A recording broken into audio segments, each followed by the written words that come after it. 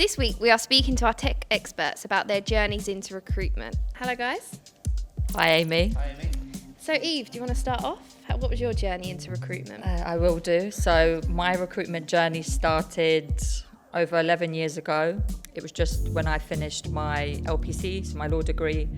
And at the time I was a bit confused as to what I wanted to do. So my friend had recommended recruitment to me. So again, I don't want to be cliche and say I fell into recruitment, but I kind of did. And when it was first kind of presented to me, it was more like try this out for 3 to 6 months, see whether you'd like it, and then if you do, stick at it. And then obviously now 11 years on, I am still doing the same job, just obviously in a different role in a different industry.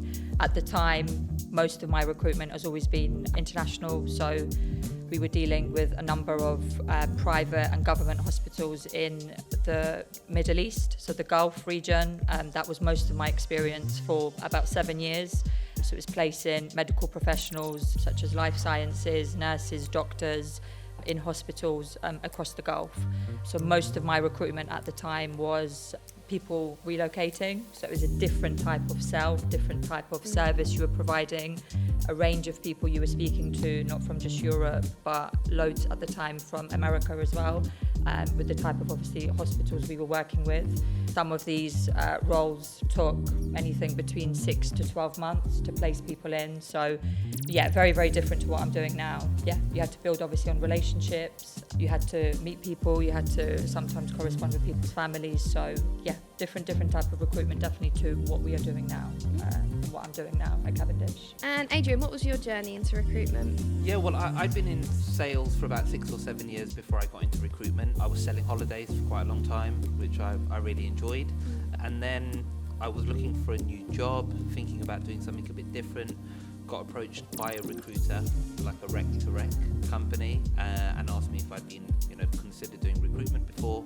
Never really thought about it, and she set me up with an interview with a company called Blake Thomas at the time. And I went for the interview. That was more to do with, again, it was very similar to Eve in that sense. It was international recruitment. It was working within the healthcare sector as well.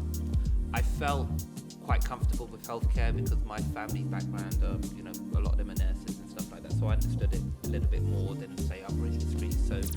So I went for it, and I started off as a resourcer, like I think a lot of recruiters do to begin with. They just, get involved with the candidate side, finding people, telling them about the positions, etc.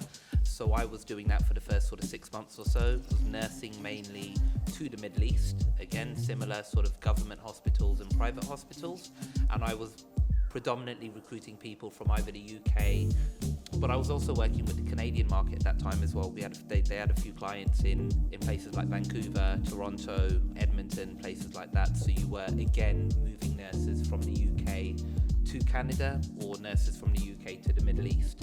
So I found that really interesting, mainly because it was international, I think, and dealing with, people overseas was also really interesting to me. Really enjoyed it. It was long-term stuff, like Evgenia would say, you're talking about maybe 6 to 12 months for a placement. So the reward in terms of the financial element, in terms of the commission, obviously was delayed a lot, but it was really interesting. You got to build a lot of relationships, learn a lot about, developing communication skills, speaking to people from different walks of life. Like Evgenia mentioned, families sometimes are getting involved because you're literally moving people around the world. So, there were numerous memories of having conference calls with husband, wife, and maybe 2 of the older kids, and trying to sell Toronto to them, or trying to sell a new life in Dubai to them. So that was always quite interesting.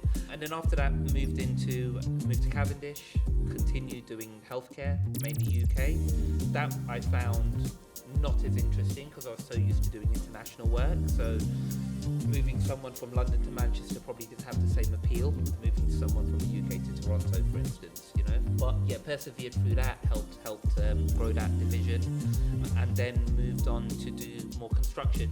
So architecture, engineering, and And again, with that type of work, I got heavily involved in the Middle East again. We did a lot of work out there for a number of years, particularly Qatar. They had obviously a lot of construction going on as they were preparing for the World Cup. So, we got a massive contract working for the Qatar Railway Company. They were building rail systems out there, so we were very successful doing a lot of work with them. But again, very different to what I'm doing now, which is software development. So just a quick question, just rec to rec and resourcer, what do those mean, just for if our viewers don't understand? Sorry. So rec to rec is short term for recruitment to recruitment. Yeah. So basically a recruitment agency that recruits recruiters to work for other recruitment agencies.